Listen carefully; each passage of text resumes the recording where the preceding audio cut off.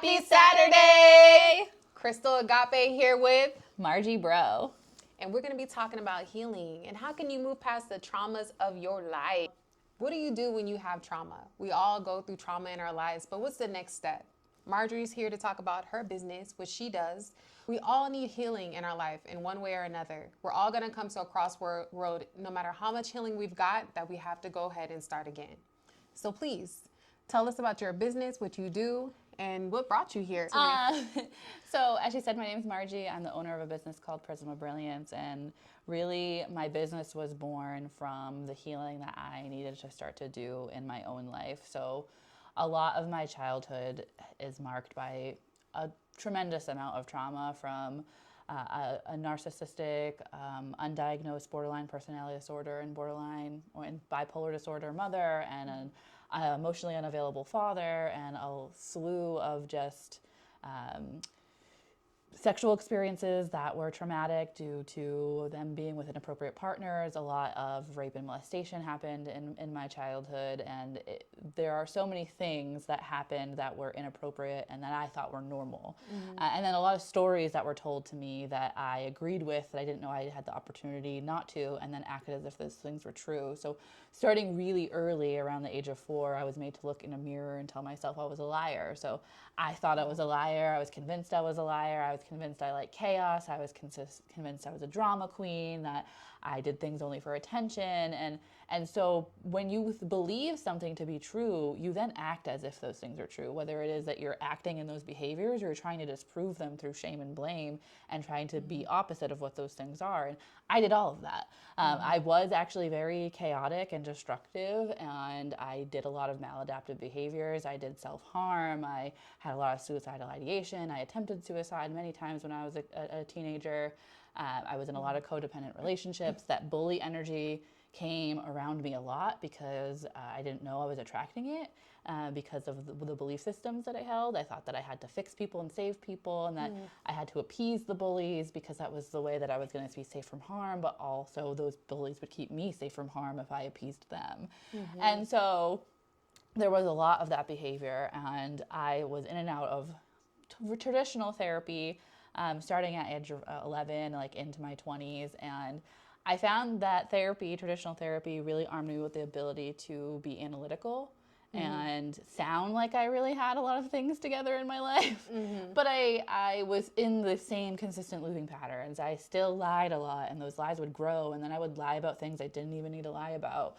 I would continue with that self-harm, continue with those codependent relationships, continue in that victim mentality where I thought life was always happening to me and that I had no power or control. And so in my early 20s, someone introduced me to Reiki for the first time. I was 21, 22. And I went into those sessions and I felt totally different than when I was going into therapy. And Can I stop you right there? Yeah. Can you explain to everyone what is Reiki? I've heard of it. Yeah, but of please course. explain. Yeah, so Reiki is one of the energy medicine modalities, and a slew of many, but it comes from Asian traditions, but Japanese traditions. And it's really about how we can use our vessels, our bodies, to channel that energy and help move energy in other people's fields. And so it's a really gentle form of energy healing. And so you can do it hands-on, hands-off. You can do it distance. So like someone can receive Reiki through a virtual session, through a phone session. They can also lay on a healing table. You guys can't see, but I have a healing table in here. And so you can do it on a healing table. You can do it on a massage table. You can do it on a massage chair. You can really do it anywhere. And you can also do self-Reiki, which is when you're learning how to be a practitioner. Self-Reiki is the first thing you're taught how to do. Okay. And so I was going to these sessions for myself. I was entering into the world of energy medicine, and in those sessions, I felt a lot of energy move, but there was not a lot of like getting to the root of my trauma. There was no like getting to the roots of those limited beliefs that I held, or the patterns that followed because of them. Wow. And so I would go to the Reiki session, I'd come home, and then 2 or 3 days I'm going back into the pattern. 2 or 3 days I'm going back into the problem. I'm going back into that way of being. And then going into that structure of shame and blame that we're taught in society of like, you're supposed to know better, do better, blah, blah, blah, blah, blah, blah, blah. And that just created a lot of heavy and dense energy that I was living with.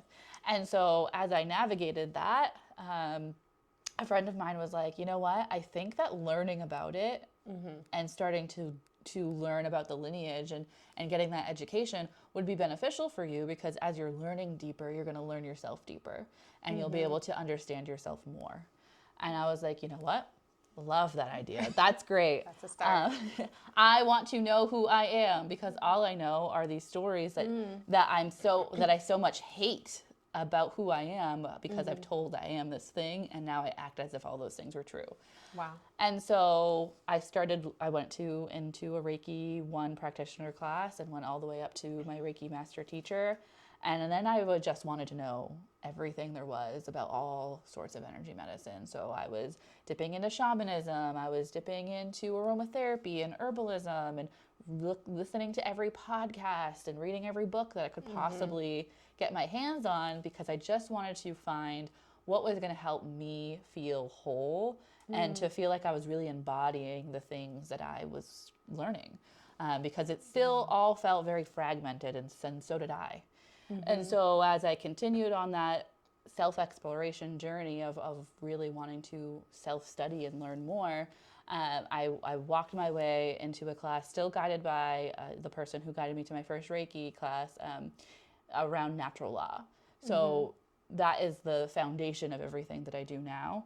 Natural law is Bon Po, pre-religion, the way that Aboriginal beings, ancient beings, indigenous beings worked in unison as a part of nature and not separate from it. And so us in our world, we think that we're separate from nature. And so working in unison with natural law brings us back into that flow of working as a part of nature, where we understand that we're connected to all things, and all things are connected to us. And so when I'm weaving all of these things that I'm doing, I'm weaving it back through that understanding that like we are not separate from the trees, we are not separate from the stars, we're not separate from the mountains, we are all working together. And so, and that also means like human beings, like we're also supposed to be working together, which was a novel idea based on where I came from. And so that first natural law class really like opened me up. I was learning about the law of polarity in the first class. I was in my now mentor's basement.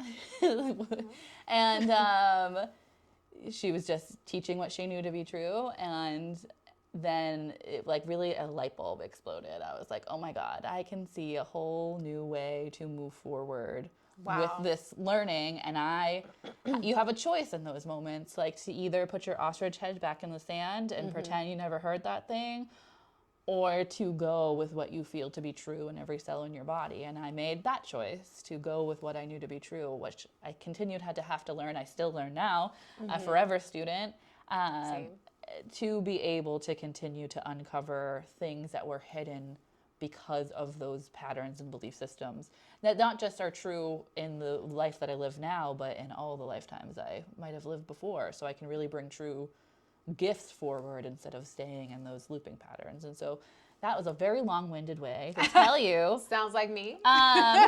where Prism of Brilliance was born from and how I came here. Now I'm trained in a lot of modalities. I'm a synergy of sound conductor, which means I'm trained up to the level of being able to conduct sound concerts with other beings. I teach other beings about natural law. I'm training to be able to be a teacher as a part of the academy that I do a lot of my teachings from. I apprentice deeply with them. I'm about to go into my yoga teacher training. That starts next weekend. I can't wait. I'm trained in the foundations of energy medicine. I'm trained in the ancient art of channeling, past life recognition, Akashic records. And it's all weaving many streams of consciousness. So it's not just pulling from the Buddhist religion and the Buddhist ancient ways of being. It's not just pulling from Native American indigenous tribes. It's pulling from all those different streams of ancient medicine and bringing it back together, because truly we all have access to the information because it lives in our cells, because we're all connected. So it's bringing it back into that way of being and communicating with the world around us and the energy around us. That's a very interesting perspective.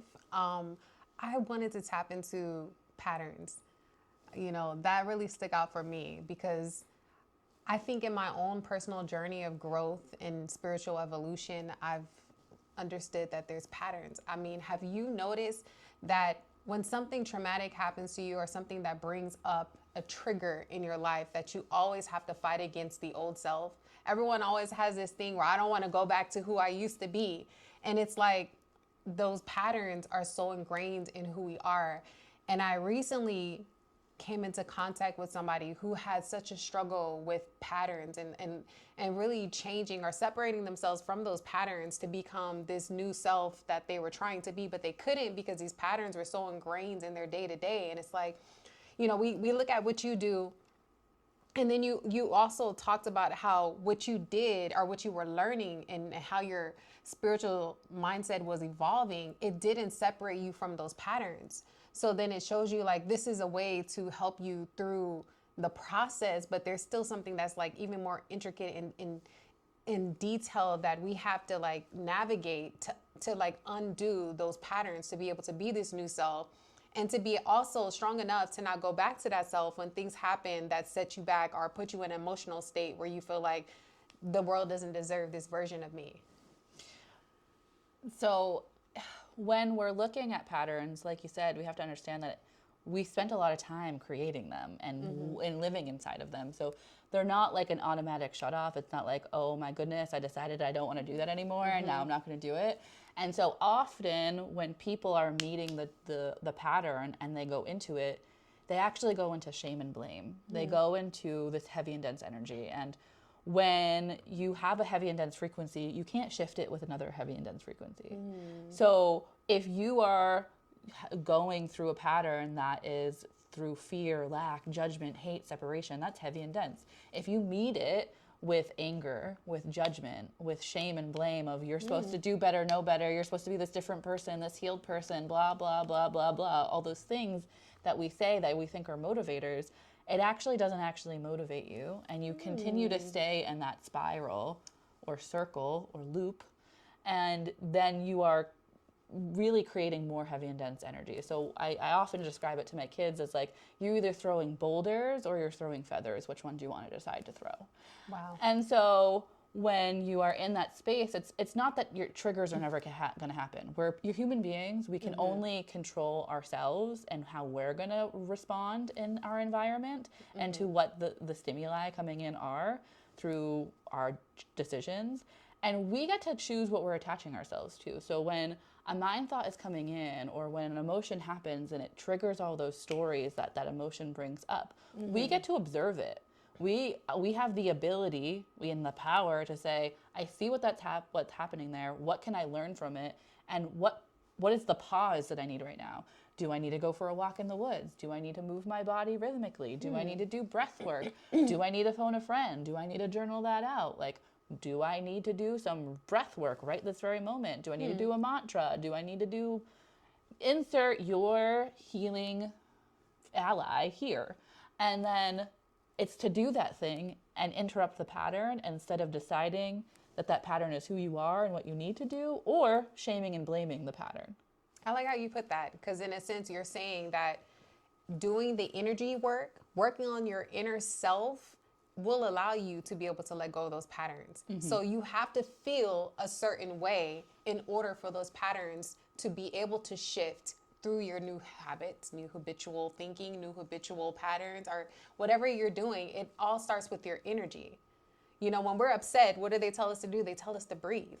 Because our attitudes, our feelings, they dictate how we handle situations, they dictate how we feel and how the world responds to us. Because if I'm happy, 9 times out of 10, the people around me are going to be a reflection of what I am in that moment. So life is going to be a reflection. A lot of people are like, life is happening to you. But no, life is happening for you. It's happening for you to change. We come across people, we encounter situations for us to change. And your platform is a way for us to be able to tap into our peace, our peaceful energy, so that we start that journey of change and to also feel whole within ourselves. Yeah, because everything that we have already exists inside of us. And then the allies that we choose or the people that help bring us out are really just people who have a little more wisdom, a little more illumination than we do and can help us on the journey. Like My goal is to always have that mentor who has gone further than me, so that when the lights go out, I have someone who's holding the flashlight. When I need somebody to remind me who I am because the lights have gone out and I'm in the dark, and I go back into a pattern, or I agree with an aspect of me that really isn't truly who I am, but I'm triggered, I want someone to be able to remind me and tell me who I am, and not go into the suffering with me, and go into that downward self-deprecation spiral. I don't want to go there. I want someone who's going to illuminate me. And to speak more on emotions and how we're received in the world, like, you have to look at emotions not as good or bad, positive or negative. They're heavy and dense, or they're light. They're either dense, discordant frequencies, or they're light, high frequencies. And so if you're looking at that spectrum, fear, lack, separation, shame, judgment, those are low, coherent, dense emotions, meaning that energy is not moving very quickly inside of those emotions. It's not moving very freely. And so when we agree to belief systems that are holding those emotions, when we're agreeing to things that are us, we're identifying as these being us, those are heavy and dense, meaning they're in our body, because the energy of our body keeps score, right? And we hold it. And so that we are becoming heavy and dense energetically in our body, which means energy is not moving freely through us. If we are vibrating in spaces of love, of freedom, of peace, of joy, of compassion, liberation, right? Those are high coherent emotions. Those are very, very potent, free-flowing emotions. Energy is flowing very freely in those spaces. That means that energy is going to follow the path of least resistance. It wants to flow up here. There's no resistance. It wants to. It does not want to go into the heavy and dense places, but you have to be rooted in that energy to be able to allow people to come up to you. And now if you're the type of person who isn't rooted in those high coherent emotions, if you go into a room and there's someone who is not happy or is triggered in their trauma, you are going to sink to their level instead of allowing them to rise. I think that in relationships, that becomes the most difficult. Like when it comes to your friendship and your circle, people, it's easy to like navigate the world that way. But when your partner is that person who's operating on a lower frequency, that doesn't understand these heightened ways of thinking, and I want to correlate it to a scripture because of something that you said, like you're supposed to speak things as though they are, even though they're not. So even though you're not where you want to be, the longer that you talk about where you were and the things you're struggling with, the longer you stay in that energy. So you have to speak the things that you want and speak yourself into that. And that's a higher frequency that will allow you to navigate into that existence. That's because energy flows where our attention goes, and then we attract more of it. That's the law of attraction. And so, and the law of attention, working energy with the flows. And law of attention. Energy flows where attention goes, and then we attract more of it. And like energy attracts like energy, right? So when you think of people who like talk about manifestation, or they talk about law of attraction, right? If they don't know about all the laws of the universe, they don't know how all of those things work, they're not actually manifesting in the way that they are trying to tell you that they are. Because they all need to work together. And if you're focused on where you were, if you're focused on all the stories, if you're focused on the worry, the fear, the doubt, the shame, the blame, then inevitably, because you believe those things to be true, you are acting, you are moving through the law of action to create that reality, because that's where all your focus is going and your attention's going, and you're agreeing that those things are real.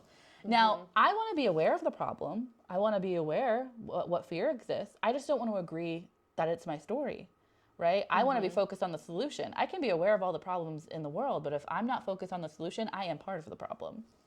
Okay, so what about someone who's going through something in their lives? I feel like her mindset is similar to mine. But then there's some people who may not take the moment to do the mental process in evaluating that they are a human and they have emotions and feelings, and they have to process those feelings in order to get to that place of elevation. And so when you're going through things, you have to recognize them. That's kind of like what you said. You have to recognize it. You have to sit with whatever you have to accept, because acceptance is understanding what you're accepting, and then how are you going to evolve from that. So if something happens to you that's unfortunate, we're not saying that you're supposed to pretend like that unfortunate thing didn't happen, because then you're going to be shoving it under a rug and it's going to resurface as something else. It's and still controlling you. Yeah, it's still going to help be pulling you back into this direction when you're trying to move forward. So you have to be able to address the things in life that are going to happen to you, these things. Because when we're talking about patterns, we're talking about something that's past tense, that's currently impacting your present tense. But what we have to understand is things are always going to be happening for us. We are always going to be going through something. So we're always going to have to be processing, accepting, evolving, changing our patterns, and then coming to this new self and ridding ourselves of the things that no longer serve us. So you do have to sit with the things that are impacting you so that you can accept them and move from them, but don't sit with them too long. And it's sit with them, not in them, right? There you go. Like, I don't want you to sit in that and let it move all over you and cause manifestations. go into your cells. Like, I want you to be able to observe it and see what you need to process. Like, there's power in the pause, and surrendering is also an action. Power in the pause, Yeah. yes. Surrendering is also an action. So surrendering to be going through those processes. Like, things happen all the time that we need to process. I'll give you a for example. So just this week I was facilitating a sound bath, and I always go to my spaces early so I can set up, and there is an individual whose energy felt off. Like, I just felt a heavy, intense energy. I knew it wasn't me. And so I immediately started to invite lightness into the space and seeing the being free. I wasn't seeing them in their suffering. I wasn't seeing them, like, I wasn't like, oh my God, there's going to be an issue. I wasn't going into fear. I was just like, okay, that's heavy and dense. It's not me. I'm not agreeing that that story's mine or that that energy is mine, but I'm seeing it free. So in every experience that I do, I describe what it is I'm going to do. So I describe natural lie, describe that I'm going to do 15 to 20 minutes of talking with the drum, and then the rest of the experience is really going to be sound. Maybe during that sound, I'll be doing breath work or a mantra, and anyone in the session is invited to join me while I'm doing it. And that's in a group scenario. And so one of the beings, and the beings that I noticed that heavy energy from, started to stir almost immediately, like was visibly uncomfortable. And I wasn't really paying attention to it because people get uncomfortable in healing situations, because when my presence and the power of my presence is going to bring to light the things that are unhealed, because that's my medicine. That's what I'm literally there to do. And so also I use all my sound healing instruments, and the power of the intention that I'm playing from them is also to bring light to those spaces so that they can be seen, because we have to see it to free it. If you're not willing to look at it, it cannot be free. And same thing with things that we're trying to call in. If you can't see it, if you can't visualize it, then you can't create it. And so this being stirring, he's getting visibly upset. He sits up in the middle of the meditation and starts mouthing to me to stop, telling me to stop talking. Wow. And he's doing it quietly, but his energy is very directed at me, and he was only one person away from me. And so he's like doing this with his hands, telling me to stop. Oh, wow. And I can't see without my glasses. So Same. I can see a little bit on mine. I just pushed my glasses up so that I couldn't see him. Like, I could see that he was still doing things, and I could feel his energy, but like, I didn't want to make eye contact with him. I didn't want to give him my attention, because our attention goes, energy flows, and then we attract more of it. And so he's now getting mad that I'm not bending to his will. I'm feeling his anger rise. I'm feeling all his triggers rise. He's very triggered, and he's feeling uncomfortable in his trigger. I stayed. I just continued to do what I was doing. I made sure everybody else wasn't disturbed by the experience, and I just kept going. He eventually said F you and walked out. This is an interesting session. Of the space. I have never experienced anything so bold. I'm not going to lie. 10 years in energy medicine, have never experienced that. But it was really a testament to the power of the work that I do. Because if that had happened early on in my journey, I would have shut down. I would have stopped talking. I would have bent to the will to people please. I would have completely gone to that pattern. And don't get me wrong, I saw that pattern come in. Like, I witnessed it. It was like, okay, girl, you can stop talking. You can just do the instruments. And I was like, no, I don't want to agree with that. That's not true. I don't need to people please because he's uncomfortable. I explained to him the situation and what she was going to be walking into. He could have walked out before I started. Wow. You know what that makes me feel, just to bring that to like another scenario, because I'm sure all of you guys have experienced something very similar. Um, I can't say all of us can feel energy, but some of us can feel energy. And just, have you ever been in a situation where you felt like someone didn't like you and then you found out later that they didn't like you? So even though their behaviors were coming off as if they were polite and they were interested in what you had to say, like I've experienced this with a coworker, didn't know he had a personal problem with me until someone else told me that he had a personal problem with me. But every time I engaged with him, I always felt like this weird energy, and I never felt like I could fully trust him. And I thought, what's going on with me? Like, why do I feel like I cannot trust this individual? Kind, polite, nice, but something felt off. Until someone came to me to tell me how that person felt about me, not because of who I was, but because of how, I would say, how God's favor was in my life and how I was put into a position that this person didn't feel like I should have been put in because they hadn't experienced life in that way. So what gives me the right to be able to skip a step and go in a place that he feels like I shouldn't have just elevated into? And I felt that energy and I felt that discourse. And it's like I felt it before it was a confirmation, like this person doesn't like you because you skipped a step. And it's funny because our brain immediately goes to be like, how are we the problem instead? Mm-hmm. But instead of just being able to observe it, like, okay, we're not on the same frequency. And that's a way to depersonalize it, right? Mm-hmm. It's like to recognize that, okay, we're not vibrating at the same level. We're not on the same wavelength. We're in different chapters in life right now. That's mm-hmm. fine. Again, like energy attracts like energy. And so mm-hmm. when we're not vibrating at a frequency with somebody, that you feel it. Like, that's mm-hmm. also like when your words, deeds, and actions don't align. You could be saying the prettiest things in the world, but if mm-hmm. vibrationally that's not really true for you, mm-hmm. you can tell. You can feel it. Water will seek its own level. Exactly. And so, but in our world, we convince people that not to pay attention to those things, or you're just reading into it, or you're making assumptions. You're thinking too much. You're thinking too much. Instead of just being able to observe. Okay, this guy's words, deeds, and actions don't align. Okay, that doesn't feel trustworthy for me. That's not mm-hmm. personal. It's not about you. That's not about him. Those words, deeds, and actions aren't aligning. Cool. I don't mm-hmm. want to vibe with that person. I want people in my sphere to have their words, deeds, and actions align. So that's the type of people I want to be around. And that vibration is going to feel different than mm-hmm. when someone's saying, oh, I love your hair and your hat's so nice and you're so awesome. But meanwhile, they're like, fuck you. Who she thinks she is with that outfit on? This person, I can't stand her. Oh, you're so pretty. I just love everything about you. But we all experience that in the world. Exactly. And we personalize it. We do. There's times that we do, yes. And so being able to look at it as like, okay, that person's not vibrating at a frequency that is aligning with mine, or mm-hmm. their words, deeds, and actions aren't aligning, that makes it really easy to start to separate yourself from taking it so personally and recognizing that we're not going to be everybody's cup of tea, and mm-hmm. not everybody's going to be ours. Mm-hmm. And thank God. Yeah, thank God for that. And I think that the lighter that you are in your energy, like letting go of things that don't serve you, not sitting with things, but sitting next to them to understand them and then to release yourself from them, the more that you're able to perceive the things around you.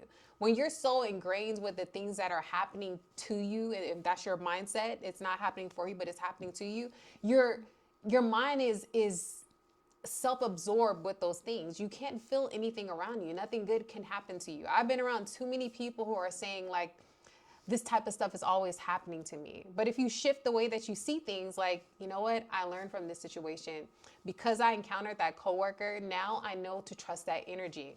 That it doesn't mean that I need to be a rude person, a mean person, or retaliate against him, but to accept that that's where he's at in life, that he cannot congratulate me, he cannot accept where I'm at, and just release myself from that. But the heavier you are with things that are going on in your life, the less you're going to be able to see and perceive things that are going on around you.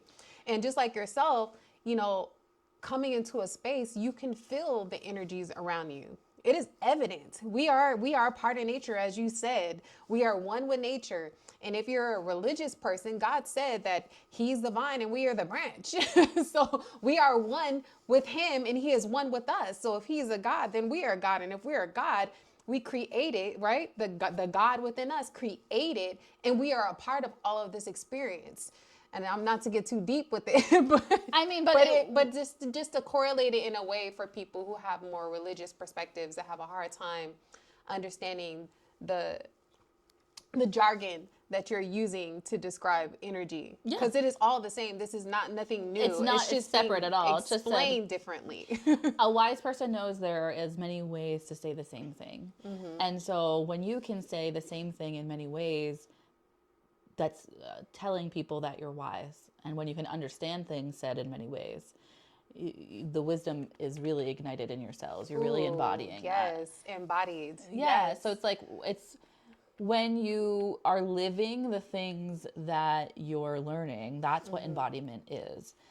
So when we're working in that way, like when she was saying that if God created us and we're connected to God and everything's connected to each other, then we're all gods.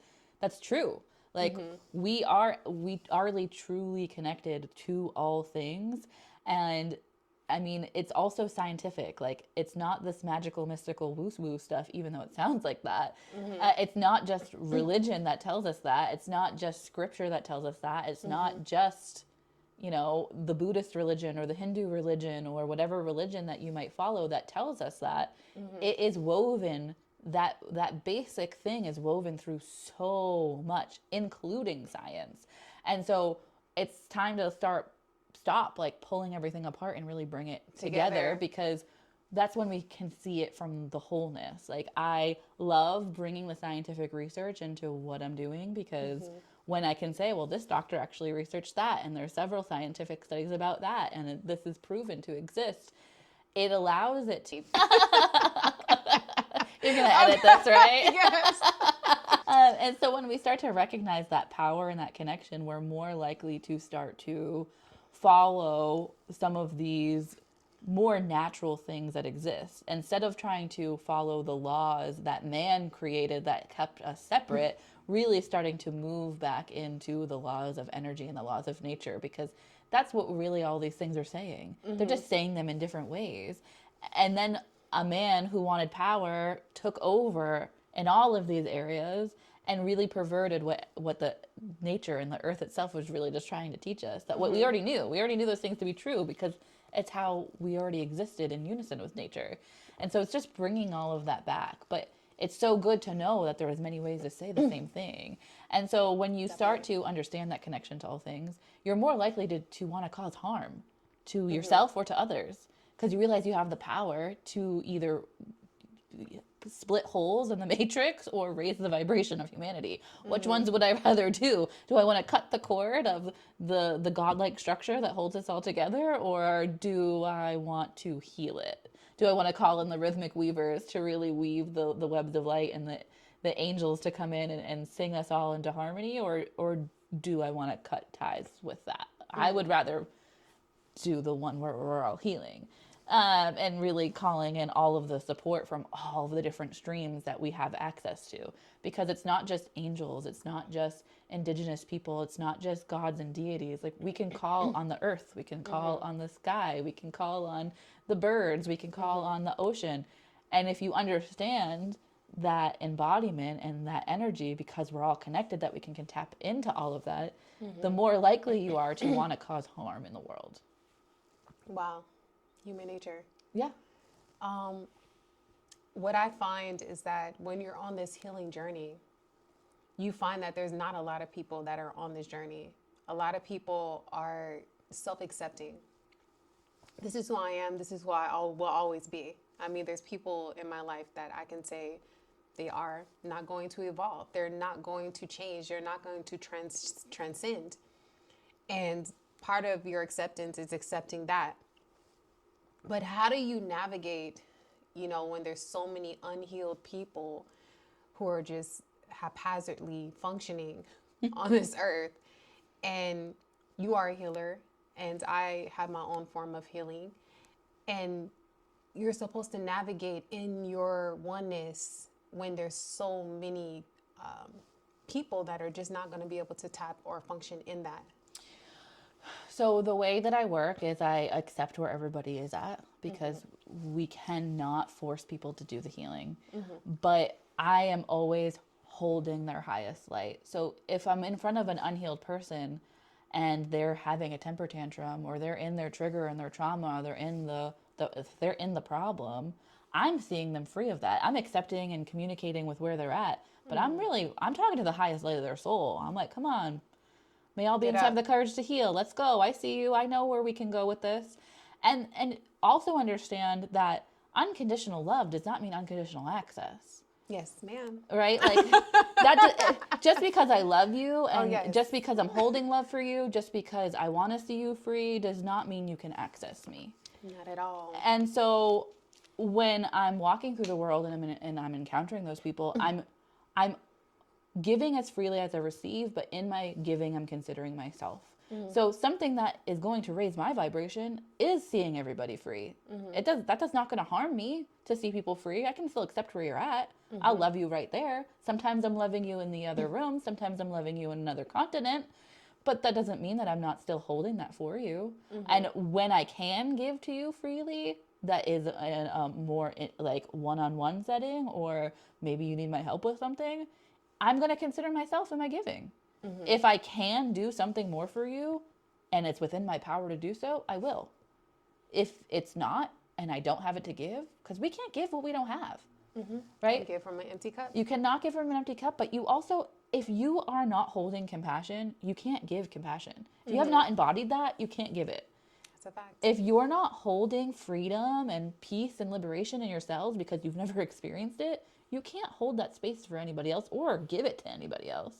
And so that's why the power of actually going through your own transformation and having your own experience is the true direct evidence that you have to give to others. Like, that becomes your medicine. Your pain becomes your power when you allow it to be. And so it's an absolute fact that when you allow yourself to truly experience liberation from the things that once caused you to stay in those cycles of victim mentality, and you illuminate it because you let the light in, and the more dark you get and the more light you get in, the more you're sharing medicine with other people. And that's not speaking from the wound and trauma bonding, it's speaking from the light that healed it. Wow. That is powerful. I think that the people who are going to have the greatest challenges are those who choose healing, that are either married, in relation, have children, who are not going to heal. There's so many people who are entangled with their disease. They're entangled with their addiction. And those addictions are often stemmed into trauma.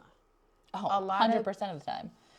And it's unaddressed trauma. And a lot of us don't take the time to realize how simple how simple it could look. It doesn't always look like molestation. No, and rarely it does. And then people get into this like, well, I didn't have it that bad. Well, wasn't that bad? I didn't experience that. It's still impact. If it changed the way that you would normally operate from your heart, then it caused you trauma. If it separated you from self, it caused trauma. It doesn't need to be big and dramatic.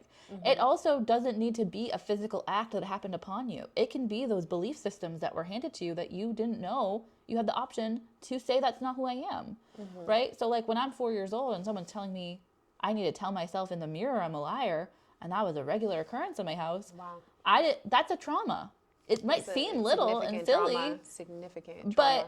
But that causes trauma. So when someone thought dominates you and creates a new belief system that's limiting, right? Because not all belief systems are bad. It's the ones that limit you that you really want to look at. If they feel sane, spacious, and free, go at it. But if it feels like it's putting you in a box and limiting to you, then really start to dissect if that's what you want to agree to. But those are traumas that are in our system, that are in our cells, that are in our DNA, that we now have to liberate from, and they don't need to be very big. I agree. So whatever you're going through in your life, or whatever you have gone through, there are ways to heal from that. And that journey starts with acknowledging those patterns, acknowledging where you are, accepting yourself. I think a lot of times we beat ourselves up for the things that we're not doing right. But feedback, or being able to give yourself the feedback on where you're at and how you've evolved and where you need to go, is part of the journey. We are supposed to constantly be evolving. So we're going to always recognize things within ourselves that need attention, that need to be tightened or fixed or elevated. And it starts with prioritizing what's important right now. And sometimes you're going to see yourself working on certain aspects of your life and that's going to take a back seat. And then you're going to start working on something else, and you're going to find yourself coming back over here working on this again. And then something else is going to happen, and you're going to be over here working on that. And if you're in that system, you are actually doing the work. That's exactly you are what the doing work the work. is. That is the work. That's what the work is. And it's recognizing that all those things are going to intersect at some point. And it doesn't mean that you've gone backwards. It just means that there's another layer, right? Another layer. Because every time we get to the next root of that problem, there is more underneath that we can get to. And so when we've gone off on a different path because we're now focused on something else, it doesn't mean that that's all healed. It's never going to come back. We're ascended. That means we're dead. Right? That literally Exactly. means we're That's no what longer in this body. That's And that we've gone into formless energy, and we're working through our karma there. What it means is that like we've gone as far as we can in this moment with that thing, and now at some point we're going to be able to go deeper because of the new wisdom that we've learned, maybe because of the new skills that we learned on this arm of our journey. And so that's actually really powerful to know that I'm always going to actually be able to grow and enhance the things that I have the ability to do. That's not detracting from our healing, that's adding. And so that makes me lighter and freer and more spacious and more joyous. I love that because that means that's there for everybody. And so understanding that like that's all a part of the process. It's never going to happen linearly. It's never going to be like this straight line or an upward curve. So it doesn't mean it's going to happen linearly. It just means that we have been able to go deeper, which means we'll go rise higher the next time we come up. Exactly. And that's all going to look so different. And so it's allowing us to step off the hamster wheel and really move in many directions at the same time, because we're multidimensional. We're healing many aspects of ourselves at one time. Even though we might think we're focused on one thing, it's still allowing for space for that healing to be lighter the next time we have to enter in. That's something that triggers us, that brings us back to that moment. Agreed.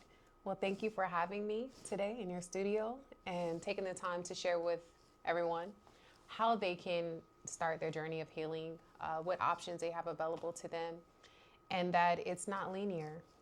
It's a journey. It's a process. You'll never fully evolve. You will be evolving in the process. So thank you. Yeah, thanks for coming in. And it's we can only be as spiritual as we are grounded. And so you can't just ascend and go into the sky if you're not connected to the root. Just like you were saying, like God is the root and we are the branches, right? Like think of the earth as your root. We can't leave earth and then think that we're going to be helping to heal it if we've left it. We have to be a part of it. We have to be connected to it. And then you can really only meet people at the depth that you've met yourself. So if you're not willing to go into the depths of your soul and really start to bring the light there, then you will not able to meet others in that place. And that's just awareness. Again, we've said it multiple times. That you have to see it to free it. You have to acknowledge it. You have to take accountability. And the accountability does not mean shame and blame. It's really just being able to say it. It's being able to name it. It's being able to see it and then decide what you want to do from there. Do you want to stay in it or do you want to be free from it? Because that is the power of your choice.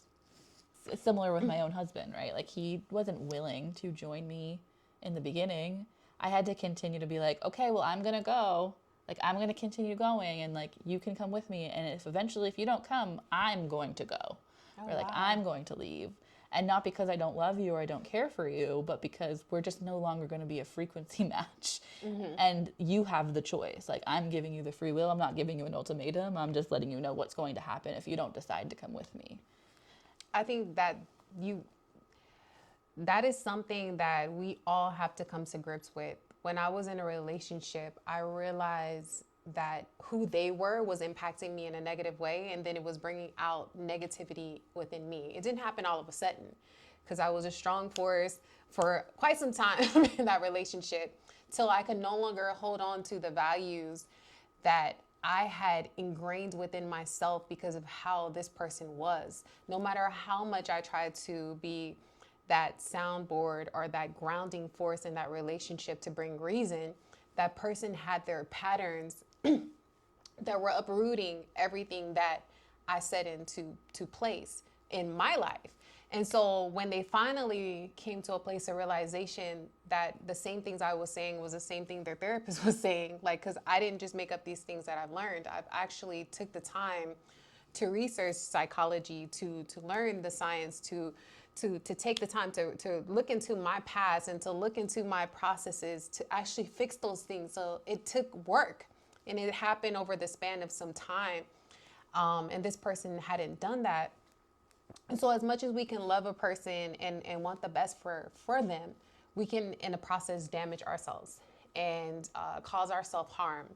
And that harm could take place or it could look like a heart attack, a stroke. It can look like disease. It can look like death. At the end of all of those things is death. And if you do not have healthy processes for handling conflict or handling the challenges that relationships bring, because even in a friendship, there's going to be challenges.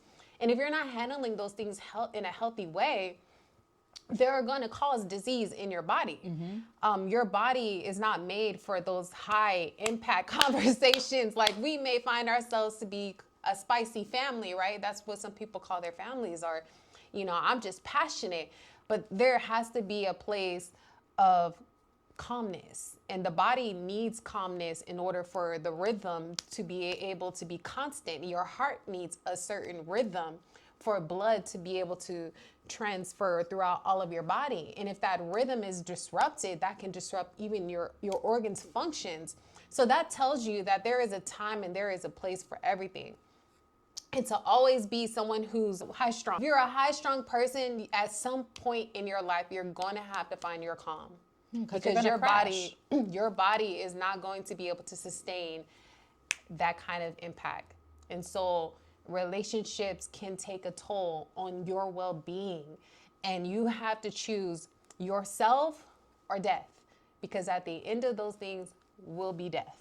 And it's also reestablishing what we think boundaries are. Boundaries are not because of the other person. Mm-hmm. Boundaries are the way that I love you and me at the same time. There you go. Right? So when I'm placing boundaries, it's not as a punishment to anybody. It's a protection of myself. Right? It's not because I'm trying to control your behavior. I'm just letting you know what's acceptable for me. Mm-hmm. Like, I do not like being around people who are doing drugs. I'm not going to place myself in a place where people are doing drugs. You want to do drugs, that's all up to you. That's for you to do. I'm not going to spend time with you if you are doing them. And so that's a boundary that has nothing to do with the other person. It has to do with where I'm at and what I feel like is going to be acceptable in my sphere of the world, where I'm going to be comfortably vibrating. And when we're setting those in any relationship, it is not meant to be like, you can't do this, you can't do that. It's like, I am not putting myself in that situation. That doesn't feel comfortable for me. So when I say to my husband, I'm going to continue to heal, and if you don't want to join me on that journey, that eventually means that I'm going to end this relationship. It's not meaning like you have to heal or I'm going to end the relationship. I'm saying, if you don't, this is what's going to happen. You have the choice to be able to come with me or not. Luckily, he chose to come. Right? He chose to come with me on the journey. He made the choice, and his healing journey is also its own beautiful direct evidence of where he was, where we were, and now where we both are separately and together. But understanding that everyone's journey is going to look different. Like, he describes himself as like a hot air balloon that doesn't have a map, and he describes me as being like a rocket launcher into space. And so those, as you can imagine, those healing journeys look different, and but neither one is wrong, right? It's just like one pace is a little bit different than the other, but as long as you're both working towards it, and you both understand that to be true and have no judgment on what that path looks like, then you can move forward together in any relationship. I agree with that. You heard it. It's your choice.